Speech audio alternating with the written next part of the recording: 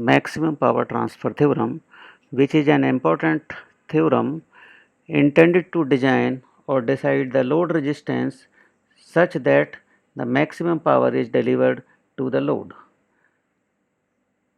So, this particular is a schematic representation where say rest of the circuit consisting of interconnected elements comprising active and passive dependent and the independent sources, that particular is marked with a linear circuit.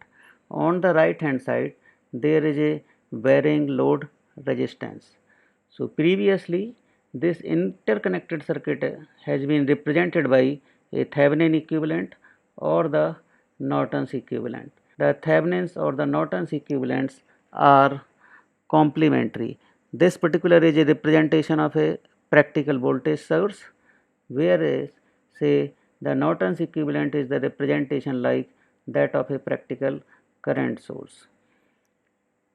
Statements, it suggests that to extract maximum power from a source with a finite internal resistance, the load resistance must be equal to the resistance of the source as viewed from its output terminals.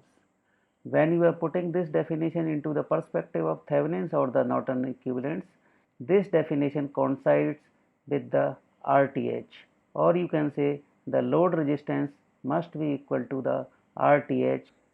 So salient points are that this maximum power transfer is applicable to the low power electronic and the communication circuits. This particular is not suited for application of transmission and distribution, or you can say the typical electrical arrangement of the moderate or high ratings. It can find the capability or maximum power a linear circuit can deliver to the load.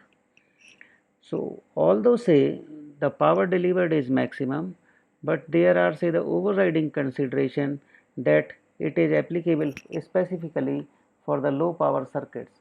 So that particular has to be understood while say we are proceeding for the derivation and other salient points. Here say the point is the load resistance is varied and the other parameters like say the equivalent VTH or RTH, they are representing the rest of the linear circuits. So that particular is not changed. So here say the Thevenin equivalent is considered. So that is coming out to be a voltage source and a series resistance. This RL is also coming out, so it is simply forming a series circuit. Correspondingly, the load resistance we can easily calculate, which is VTH upon RTH plus RL. This current is multiplied by RL, so it is giving us the load voltage. You can calculate the output power, that is I square RL. So here say in this particular expression we have simply substituted the value of current and the expression is resulted like this. The efficiency, which is the output upon input, so this particular will be the output I square RL, where say this is the total input from the source which is going to the load resistance RL and the Thevenin resistance. So that particular is coming out to be RL upon RL plus RTH. So this efficiency term is coming out to be similar to the voltage term if we are expressing the voltage as a percentage of the Thevenin voltage. Now, without deliberating much on, the characteristics are plotted like this. So the load RL upon RTH, which is varied from 0 to some values, here say only 5, it can go up to the 10, 15 or even say any value. This particular is the output power curve, this is the efficiency curve. So one point which is to be remembered, that at this particular point the power delivered is maximum, but efficiency is not maximum. So maximum efficiency is different aspect than the maximum power transfer theorem. So they are to be decoupled, they are to be dealt separately if the need arises. So from this particular observation, these the characteristics, the some points which can be made. Let's say if the load resistance value is 0. So the load resistance value is 0 means it is representing a short circuit. So what will be happening? The voltage across that load will be 0. However, the current will be the maximum because the current is coming out to be VTH upon RTH plus RL. RL is taken 0. VTH and RTH are not in our control. They are from the linear circuit parameters. So the current is maximum, load voltage is 0, and when say the voltage across the load is 0, so the power and efficiency too are 0. Likewise, when say the RL is theoretically kept infinity, or let's say it is a open circuit terminal representation, then the current value will be 0. You will be finding that the load voltage is VTH, so whole of the supply voltage corresponding to the source voltage VTH will be appearing across the load. Power will be 0. So ultimately, when say we are extending this particular graph to the infinity, the power delivered will come out to be 0 level. However, efficiency approaches to the 1, so this is a mathematical arrangement which has been kept by RL upon RL plus RTH. However, one interesting point is when say the RL is equal to RTH, the current is I max by 2. I max has been defined here VTH upon RTH, and the load voltage is half of the supply voltage. The power is maximum as we have seen from this particular characteristics. However, the efficiency is exactly 0.5. So these particular aspects we will be dealing in the coming slides with the mathematical supports likewise. So the load power that is taken as it is. To have a maximum power conditions, the first derivative of the power with respect to the RL has to be 0. I am again reminding RL is only the variable part, so the derivative is calculated with respect to the RL. So that particular is suggesting dP upon dRL is equal to 0. So simply the expression you can have that it is having a numerator and the denominator aspects. So the derivative is a standard procedure, denominator multiplied by the derivative of the numerator term, so RL is constituting 1 minus numerator RL into the derivative of the denominator term, so that particular is constituting 2 RTH plus RL divided by the denominator square likewise. So in that sense, when evaluated, it is giving you the RL is equal to RTH. So that particular is correct. However, to validate that this particular is resulting into a maximum or the minimum condition, we have to make a test of second derivative. And what the second derivative is suggested, that its value must be negative at RL is equal to RTH, which is obtained corresponding to the first derivative 0. So that we have checked and it is coming out to be like this. So this negative sign is suggesting that whatever has been calculated is a condition for the maximum of the function. In this particular case, it is the maximum power transfer. This particular is simply substituted. So the I is equal to VTH upon 2 RTH. Previously we have defined the VTH upon RTH as I max. So this particular current will be I max upon 2. Similarly, the voltage will be half. That particular we have also already discussed. The power delivered to the load will be I square RL. So when say that substitution is made, you will be getting VTH square upon 4 RTH. So corresponding to the maximum power, this particular power delivered can be expressed in terms of the linear circuit parameters, which are the Thevenin's resistance and the VTH Thevenin voltage and the Thevenin resistance. So maximum power delivered to the load is coming out to be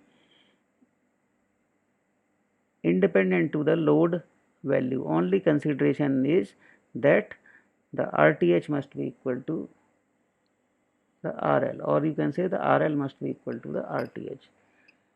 So power transfer to this, when say the load resistance and the internal resistances are equal, so the same amount of power is going to be as a loss.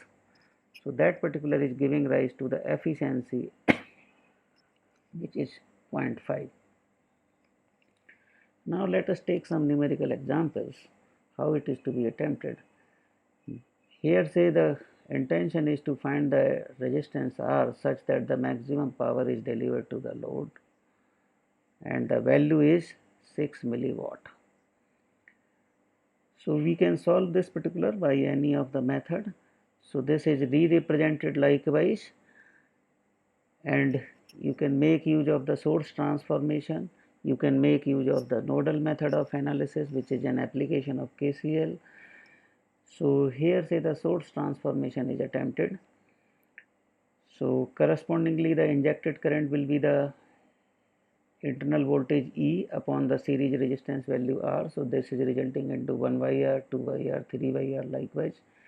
These three resistances are coming out to be in parallel with a load resistance as well.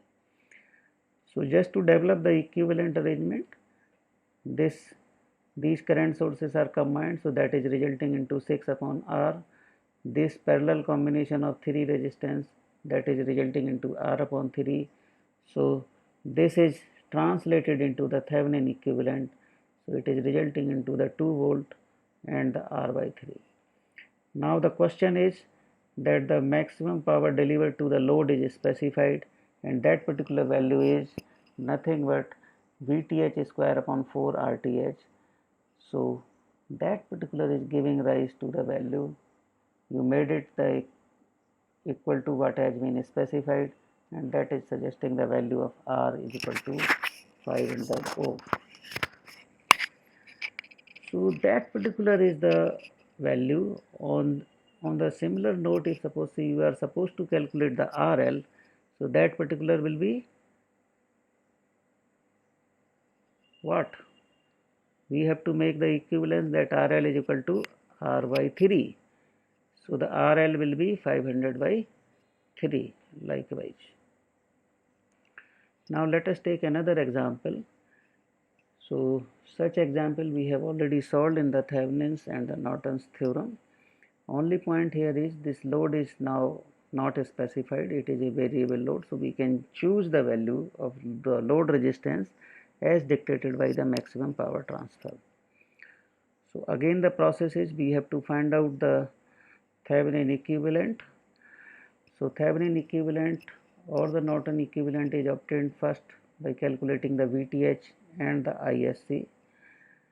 So the ISC is calculated, this is made a short circuit, this particular the voltage which is solved by the nodal method of analysis, it is giving you the 2 volt value. To calculate VTH, we have simply disconnected the load and rest of the circuit is not disturbed. So here also the nodal equation is applied. In this way we will be able to solve this unknown node voltage of 15 volt. Correspondingly there is a going to have a potential divider arrangement. So the VOC is calculated as 6 volt. Once say the VTH and the ISC are known, you can calculate the RTH as VTH upon ISC. So that particular is giving you the 3 ohm. You have made the equivalent. So for maximum power transfer theorem, the choice of load resistance is 3 ohm. So this is also the Norton's equivalent likewise, we will be getting the 3 ohm. Next example, here say it is having a dependent source. However, the load resistance is not specified and we have to obtain its value by the maximum power transfer theorem. So the procedure is simple, we have to calculate the ISC. So ISC, the load resistance is removed and it is made a short circuit. So this is only coming out to be 2 node problem. This particular is taken as a reference. So the unknown node voltage with respect to the reference is calculated by the nodal equation, and that particular is suggesting the value of ISC. VTH, simply we have disconnected the load, made open circuit. So again it is coming out to be coinciding with the two node arrangement. One is taken as a reference, other has been assigned as a voltage which is unknown, and this unknown voltage is calculated by the nodal equation, and that particular is giving us the value, and this particular VTH is the value across this 4 ohm resistance, so that is calculated likewise. After going through this, the RTH is simply calculated as VTH upon ISC, both parameters are known, so that is giving us the value of RTH as 2.984 ohms. So that is giving us the choice, correspondingly the power calculation can also be carried out. Now the point which are to be taken away, that maximum power transfer is possible at a load when say the load resistance value is exactly equal to the Thevenin resistance, that we have seen. The efficiency under the maximum power transfer is 50%, which suggests its usage for the low power circuit, because for the high power circuits the 50% of the power is getting wasted in the losses, and it is difficult to evacuate the heat generated because of this particular losses. So that cannot be afforded in a transmission, distribution or typical electrical network of moderate or high ratings. However, to attempt the maximum power transfer theorem, we have to first obtain the Thevenin's or Norton equivalent circuits.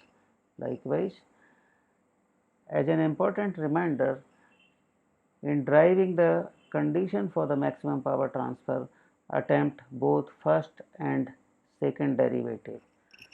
So, if suppose you are attempting only by the first derivative, it is the incomplete derivation, although the numerical results are coming out to be correct. So next we will be discussing the reciprocity and the Millman's theorem. For further reading, you can refer these textbooks.